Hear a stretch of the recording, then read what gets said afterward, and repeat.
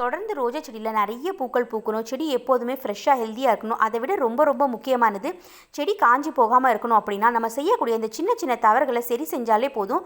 நம்மளோட செடியிலையும் தொடர்ந்து எப்போதுமே கொத்து கொத்தா நிறைய மொட்டுகள் வச்சு பூக்கள் பூக்கும். ரோஸ் பிளான்ட்டை பொறுத்த வரைக்கும் டைரக்ட் சன்லைட் ரொம்ப ரொம்ப முக்கியம். நம்ம செடியை நிழலில் வச்சுட்டோம் அப்படின்னா கண்டிப்பாக நம்மளோட செடியில் பூக்கள் பூக்கவே பூக்காது.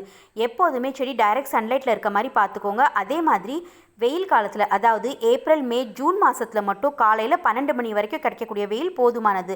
மற்ற எல்லா நாட்கள்லையும் செடி டைரக்ட் சன்லைட்டில் இருக்க மாதிரி பார்த்துக்கோங்க. காய்கறி கழிவுகளை தினந்தோறும் செடிகளுக்கு பயன்படுத்தலாமான்னு கேட்டிருக்கீங்க. பூச்செடிக்கு கண்டிப்பாக நம்ம பயன்படுத்தவே கூடாது. அதுலேயும் முக்கியமாக பார்த்தீங்கன்னா ரோஜா செடிக்கு மாதத்தில் 2 முறை மட்டுமே நம்ம காய்கறி கழிவு உரம் பயன்படுத்தலாம். அதுவும் நீங்கள் நல்லா மக்க வச்சு தான் பயன்படுத்தணும். ரோஜா செடிக்கு நம்ம டைரெக்டாக பயன்படுத்தக்கூடாது. ஃப்ரெண்ட்ஸ், ஒரு முக்கியமான விஷயம், கௌரி கார்த்திக்ன்ற பேரில் நீங்கள் ஒரு கவர் அனுப்பியிருக்கீங்க. உங்களுக்கு என்ன சீட் வேணும்னு நீங்கள் மென்ஷன் பண்ணவே இல்லை. உங்களுக்கு என்ன சீட் வேணுன்றதை மெயில் பண்ணி தெரியப்படுத்துங்க.